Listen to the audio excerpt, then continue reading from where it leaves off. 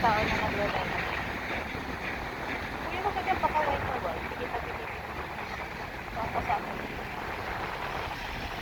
Ayan siya guys. Super ganda. Sino ba ang presidente na nagpaganda ng Manila? Siyempre yung sinasabi nilang probinsyano. Si Tatay Dilang. Si Sir Dilang to. Nakikita nyo guys. Super ganda na niya. So guys, ngayon, naaamoy nyo yung pag naaamoy nyo yung hangin dito, hindi na siya ganun kalangsa katulad dati. Dati, previous year, super langsa, hindi ako makatagal dito dati.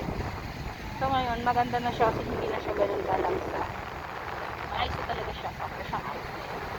So sabi nila, ngayong taon to i-open, pero hindi natin alam kung kailan. Pero guys, si Tatay Dilang ang nakagawa nito. Kung sino pa yung taga Mindanao, siya pa ang nakagawa nito. Super ganda. So kung titignan ninyong mabuti, yan. Titignan niyo mabuti, napakaganda niya. Pwede na ditong pwede na siguro ditong maligo. Pag nalinis talaga totally. Super ganda na niya. Sino bang mag-aakala na ganito na siya kaganda ngayon? So, nakapunta lang kami dito sa malilang yung way na nadaanan namin. So, super ganda na niya. Si Tatay Dilang ang nakapagpaganda nito.